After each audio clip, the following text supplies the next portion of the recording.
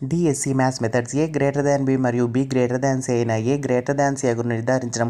ఈ రకమైన హేతువాదం తార్కిక హేతువాదం. సమాజంలోని ఏ వ్యక్తి అయినా ఏ వృత్తికైనా గణిత జ్ఞానం అవసరం అన్నది ఈ విద్యా విలువకు చెందినది. ప్రయోజన విలువ అభ్యాసకుడు సజాతి భిన్నాల నిర్వచనం జ్ఞప్తికి తెచ్చుకున్నాడు అన్నది ఈ లక్షణముకు చెందిన స్పష్టీకరణ. జ్ఞానం సాధారణ నుంచి ప్రత్యేక అంశానికి, అమూర్త విషయాల నుంచి మూర్త విషయాలకు చెందిన బోధనా పద్ధతి. నిగమన పద్ధతి క్రింది వాటిలో విశ్లేషణ నందలి ఒక దోషం. సుదీర్ఘమైన పద్ధతి. గణిత పేటిక నందలి ఈ సామాగ్రిని ఉపయోగించి చతురస్ర వైశాల్యం చుట్టుకొలతను సులభంగా బోధించవచ్చు. డామినో కార్డులు. విద్యార్థుల వయసుకు తగినట్లుగా ఏ వ్యాసక్తులను అందించాలో ఖచ్చితంగా నిర్ణయించడం అవసరమని కరికులంను నిర్వచించిన వారు. పెస్టాలజీ. హంటర్స్ గణన కార్డును ఉపయోగించి గణిత పుస్తకమును మదింపు చేయనప్పుడు తక్కువ పాయింట్లు కేటాయించిన ప్రమాణం. ఉపాధ్యాయులకు ఉపయోగపడే విధము. గణితం నందు ఇంటి పని యొక్క విజయం దీనిలో ఇమిడి ఉంది. క్రమంగా చూడడం, సరిదిద్దడం, పరిపుష్టినివ్వడం. 4 lakhs + 20,000 + 500 + 30 + 6ను సంక్షిప్త రూపంలో రాయండి. దీని ద్వారా పరీక్షించగల విద్యా ప్రమాణం వ్యక్తపరచ